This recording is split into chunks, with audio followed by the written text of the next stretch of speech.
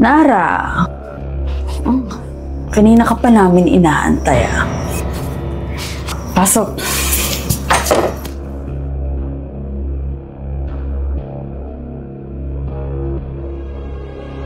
Alam ba ng best friend mo na girlfriend ko nandito ka?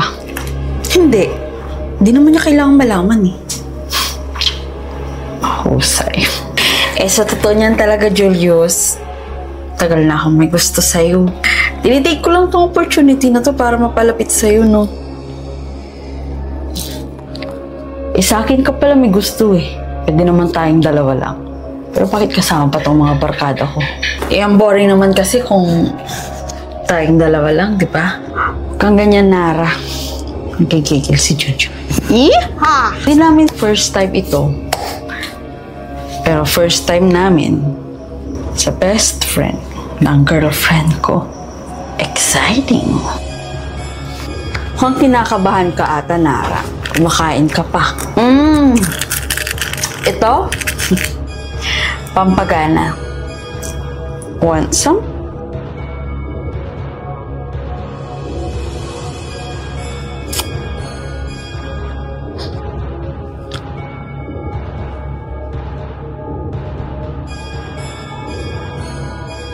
Teka. Sinasabi ko na nga ba eh. Lagot ka sa akin.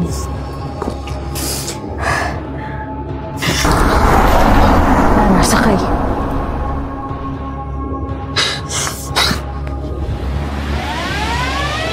Anong nangyari sa'yo? Ba't kayo nahabol ng jowa ng best friend mo? Tsaka bakit kayo nasa hotel?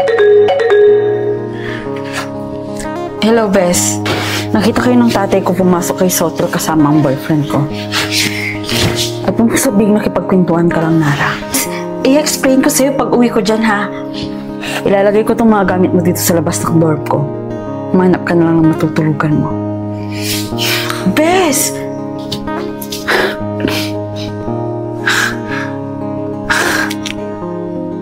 Nandito tayo sa apartment mo.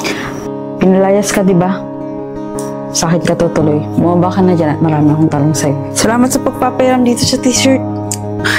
Di ka ba marunong magpalit sa banyo? Okay na. So bakit ka nga nasa hotel kasama ang jowa ng best friend mo? Gusto ko lang maghiganti sa mga kupal na yun bago tayo makabalik sa future. Makaganti? Nakalimutan mo na? Balitaan ko yung nangyari kay Catherine, sa best friend mo. Sa tingin mo, mangyayari ang lahat ng yun kung maaga kang dumating? Han, huwag mo naman sa akin isisi. Nanganganib yung buhay ng best friend ko. Pinagsamantalan siya ng jowa niya tsaka dalawang barkada niya. Humingi siya ng tulong sa akin pero wala akong magawa. Gusto ko siyang tulungan pero wala ka. Pwede ka naman mag-commute. Nang alauna ng madaling araw? Iiwan ko tong anak natin dito? Nag-iisip ka ba? Alam ang kulang sa'yo. Malasakit. Puro na lang kasi sarili iniisip mo.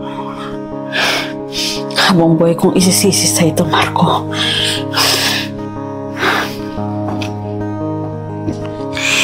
Hindi ko man mabago ang future, at least napaghigantihan ko yung best friend ko sa past. Ito dapat sinabi mo na lang sa akin para natulungan kita. Pahig ka lang ba sa gusto kong divorce?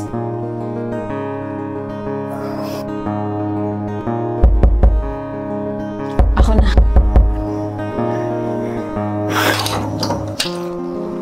Surprise! Nara?